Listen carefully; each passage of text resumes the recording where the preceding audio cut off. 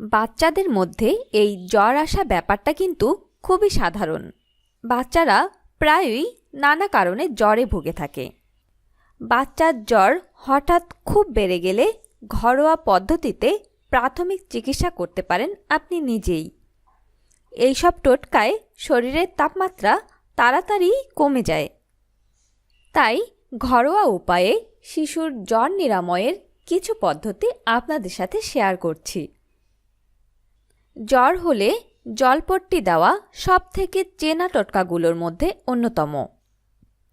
একটা পরিষ্কার কাপড় ঠান্ডা জলে ভিজিয়ে অতিরিক্ত জল নিংড়ে ফেলে দিন। এবার কাপড়টি শিশুর কপালে কয়েক মিনিট রাখুন। এই রকম কয়েকবার করুন, দেখবেন তাপমাত্রা অনেকটাই কমে যাবে। কুসুম গরম জলে বাচ্চাকে গোসল করিয়ে দিন।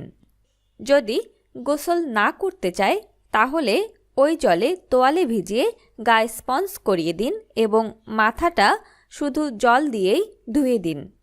ভালো করে মাথা মুছিয়ে হালকা জামা পরিয়ে দিন, শিশু আরাম পাবে। সর্ষের তেল আর রসুনের ম্যাসাজ করান।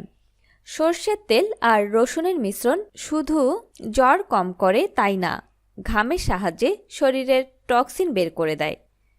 আবার এই তেল ম্যাসাজ করার ফলে গা ম্যাজম্যাজ করা কমে ও গায়ে ব্যথাও কমে যায়।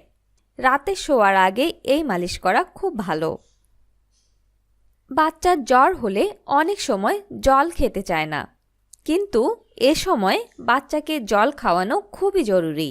শুধু জল না, অন্য যে কোনো তরলও বাচ্চার শরীরকে আর্দ্র রাখবে। লেবু ও মধুর মিশ্রণ। 1 চামচ মধুর সাথে অল্প লেবুর রস ও আদার রস মিশিয়ে বাচ্চাকে দিনে 2 বার খাওয়ান। লেবু, আদা ও মধু শরীরের রোগ প্রতিরোধ ক্ষমতা বাড়ায় আর জীবাণুনাশক হিসেবেও কাজ করে। 2টো আলু ব্লেন্ডারে দিয়ে একটা মসৃণ পেস্ট তৈরি করে নিন। এবার ওই পেস্ট বাচ্চার পায়ে লাগিয়ে বাচ্চাকে মোজা পরিয়ে দিন। কয়েক মিনিট পর মোজা দুটি খুলে দিন। এই পদ্ধতিতে দেহের তাপমাত্রা খুব তাড়াতাড়ি কমে যায়। জ্বর হলে বাচ্চাকে অনেক জামা কাপড় পরিয়ে রাখা বা চাদর দিয়ে পুরো ঢেকে রাখা একেবারেই উচিত নয়। হাওয়া বাতাস চলাচল করে ও কটনের তৈরি এরকম জামা পরান। ঘাম হয়ে জামা ভিজে গেলে সঙ্গে সঙ্গে পাল্টে দিন।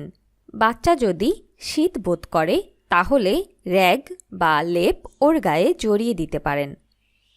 তবে যেসব বিষয় মাথায় রাখবেন, বাচ্চার জ্বর হওয়া কিন্তু অন্য শারীরিক অসুস্থতার লক্ষণ হতে পারে।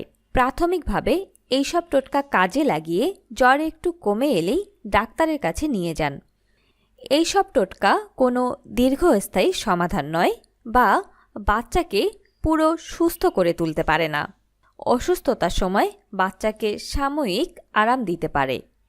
যদি আপনি নিশ্চিত থাকেন যে সর্দির কারণে বাচ্চার জ্বর হয়েছে, তাহলে এই তেল ম্যাসাজ করতে পারেন। তবে সর্দির কারণে হওয়া জ্বরও যদি খুব বেশি ওঠানামা করে বা অনেক দিন থাকে, দেরি না করে ডাক্তারের পরামর্শ নিন।